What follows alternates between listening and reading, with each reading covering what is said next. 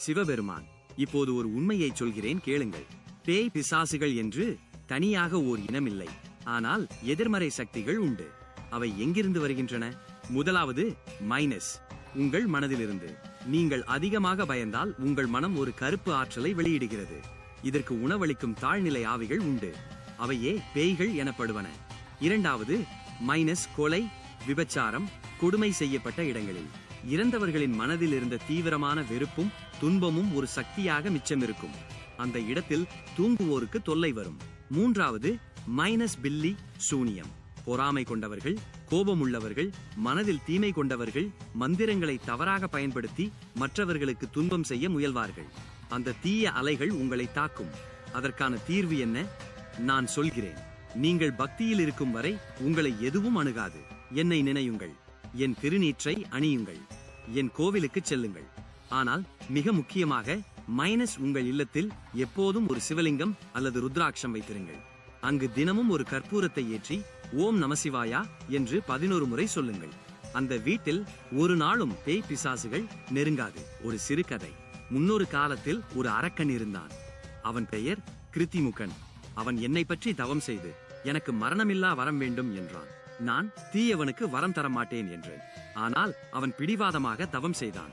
கடைசியில் நான் அவனுக்கு ஒரு வரம் கொடுத்தேன், மைனஸ், என் பெயரை எதிரிகள் உச்சரித்தால் அவர்கள் அழிவார்கள் என்று. ஆனால் அந்த அரக்கன் தன்னுடைய தாயை கொல்ல முயன்றான். உடனே அவனே என்னை நினைத்தான். சிவா என்றான். உடனே அவன் அழிந்தான். இதன் பொருள், தீய எண்ணம் கொண்டவனுக்கே அவனுடைய தீமை அழிவை தரும். எனவே நீங்கள் நல்லவர்களாக இருந்தால் நான் உங்களை பாதுகாப்பேன். மூன்றாம் பகுதி மைனஸ், கால பைரவ மந்திரம். சிவபெருமான். சில நேரங்களில் வழக்கத்திற்கு மாறான தொல்லைகள் வரும். இரவில் யாரோ நிற்பது போன்ற உணர்வு, வீட்டில் வினோதமான சத்தங்கள், படுக்கையில் யாரோ இழுப்பது போல் இருக்கும், கனவில் பயங்கரமான காட்சிகள். இவற்றுக்கெல்லாம் உடனடி தீர்வு மைனஸ், கால பைரவ மந்திரம். நானே கால பைரவன். காலன் என்ற மரணத்திற்கும் பைரவன் என்றால் காலனை வெல்பவன்.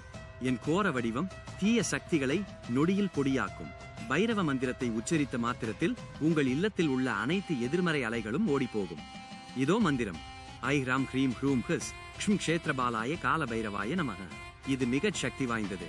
சாதாரண மனிதர்கள் இதை 11 முறைக்கு மேல் சொல்லக்கூடாது. ஆனால் ஒரு எளிய மந்திரத்தை நான் தருகிறேன் அனைவருக்கும். ஓம் பைரவாய நமக. இதை 108 முறை சொல்லலாம். இதை சொல்லும் முன் உங்கள் இரு கண்களுக்கு மத்தியில் உள்ள ஆக்ஞா சக்கரத்தில் கவனத்தை வையுங்கள். அங்கே ஒரு நீல ஒளியை கற்பனை செய்யுங்கள். அந்த ஒளி உங்களை சுற்றி ஒரு கோலமாக மாறுகிறது. அந்த கோலத்திற்குள் எந்த தீய சக்தியும் நுழைய முடியாது. கால பைரவரின் பூஜை முறை. ஒவ்வொரு செவ்வாய் மற்றும் திங்கட்கிழமை இரவு 9 மணிக்கு மேல் கருப்பு எள் அல்லது நெல்லிக்காயை வைத்து கற்பூரம் ஏற்றி பைரவ மந்திரத்தை சொல்லுங்கள். பைரவருக்கு நாய் மிகவும் பிடிக்கும். எனவே தெருவில் இருக்கும் ஒரு நாய்க்கு உணவு போடுங்கள். அது பைரவரை திருப்திப்படுத்தும். பைரவர் திருப்தியானால் உங்கள் இல்லத்தில் ஒரு நாளும் தீய சக்தி நெருங்காது. நான்காம் பகுதி மைனஸ், சிவகவசம். மைனஸ், முழு பாதுகாப்பு. காட்சி. சிவலிங்கத்தின் மீது விபூதி, சந்தனம், ருத்ராட்சம், பின்னணி ஒளி மஞ்சள் கலந்த வெண்மை. சிவபெருமான் இப்போது உங்களுக்கு தருவது சிவகவசம். இது ஒரு கேடயம். பகைவர்களின் தீய பார்வை, மந்திரங்கள், ஏவப்பட்ட பேய்கள், சூனியம், விஷம், மரண பயம், மைனஸ் அனைத்தையும் இது தடுக்கும். புராணங்களில் இது ஸ்ரீ ருத்ர கவசம் என்று அழைக்கப்படுகிறது. முனிவர்கள் தவம் செய்து என்னிடமே இந்த கவசத்தை பெற்றனர். இதை ஒருமுறை மட்டும் உச்சரித்தாலே போதும். அதன் பாதுகாப்பு 7 நாட்களுக்கு இருக்கும். தினமும் உச்சரித்தால் ஆயுள் முழுவதும் பாதுகாப்பு. இதோ சிவ கவச மந்திரத்தின் முக்கிய பகுதி. ஓம் நம சிவாய ஸ்வரூபாய சர்வசக்தி ஸ்வரூபினே அஸ்திராய ஃபட் ஸ்வாஹா பூர்வாதி திக்குபாலகாய தக்ஷிணேயமாய பச்சுமே வருணாய உத்தரே குபேராய பைரவாய நமஹ பூத பிரேத பிசாசானாம் நிக்ரஹார்த்தாய ஸ்வாஹா.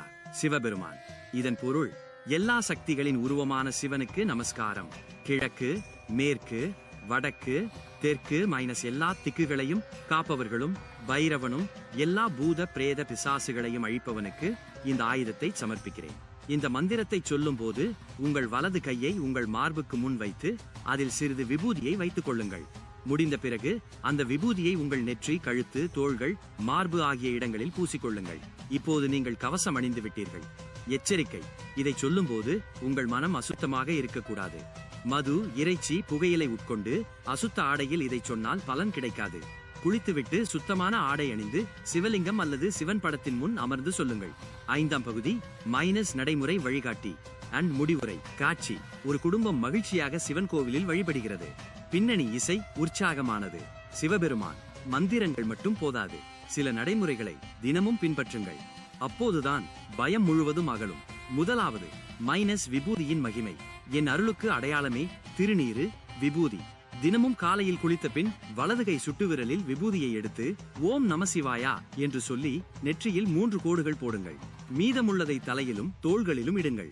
இது தீய சக்திகளுக்கு எதிரான முதல் பாதுகாப்பு. இரண்டாவது, ருத்திராட்சம் அணிதல். ருத்திராட்சம் என்பது எனது கண்ணீர் துளிகள். அதை அணிந்தவனை வில்லி சூனியமோ பேய் பிசாசுகளோ அணுகாது. 5 முக ருத்ராட்சமோ 7 முகமோ 11 முகமோ அணியலாம். மாலையாக கழுத்தில் அல்லது கையில் கட்டிக்கொள்ளலாம். இரவில் தூங்கும் போதும் கழற்ற வேண்டாம். மூன்றாவது, கோவில் செல்லும் பழக்கம். என் ஆலயத்தில் வாரத்தில் ஒரு நாள் சென்று பிரதட்சணம் செய்து எனக்கு பால், மஞ்சள், விபூதி அபிஷேகம் செய்யுங்கள். அங்கு நான் அமர்ந்திருக்கும் சிவலிங்கத்தின் பக்கத்தில் எந்த பிசாசும் நெருங்க முடியாது. அந்த இடத்தின் அதிர்வுகள் உங்களுடன் வீட்டுக்கு வரும். நான்காவது, இரவில் தூங்கும் முன். ஒவ்வொரு இரவும் படுக்கைக்கு செல்வதற்கு முன் ஓம் நமசிவாயா என்று 3 முறை சொல்லுங்கள். உங்கள் தலையணைக்கு கீழே ஒரு சிறிய ருத்ராட்சத்தையோ அல்லது ஒரு சிவன் படத்தையோ வையுங்கள். அப்படி செய்தால் தீய கனவுகள் வராது, பிசாசுகள் உங்கள் வீட்டிற்கு வராது. ஐந்தாவது, மிக முக்கியமான ஒன்று, உங்கள் மனதை சுத்தமாக வையுங்கள். பொறாமை, கோபம், வெறுப்பு, இவை உங்கள் மனதில் இருந்தால் நீங்கள் எத்தனை மந்திரம் சொன்னாலும் அது பயனளிக்காது. ஏனென்றால் அந்த தீய எண்ணங்களே உங்களுக்குள் ஒரு பேயை வளர்க்கின்றன. அன்பு, இரக்கம், கருணை, இவையே எனக்கு மிகவும் பிடித்தமானவை. இவற்றை வளருங்கள். நானே உங்களுக்குள் வந்து குடிகொள்வேன். இறுதியாக நேயர்களே, இந்த மந்திரங்களை எழுதி வைத்துக் கொள்ளுங்கள். பக்தியுடன் தினமும் ஜபியுங்கள். பயம் முற்றிலும் நீங்கும். உங்களை சுற்றி ஒரு தெய்வீக ஒளி உருவாகும். அந்த ஒளியின் முன் இருள் ஓடும். பேய், பிசாசுகள் நெருங்காது. நான் உங்களுடன் இருக்கிறேன்.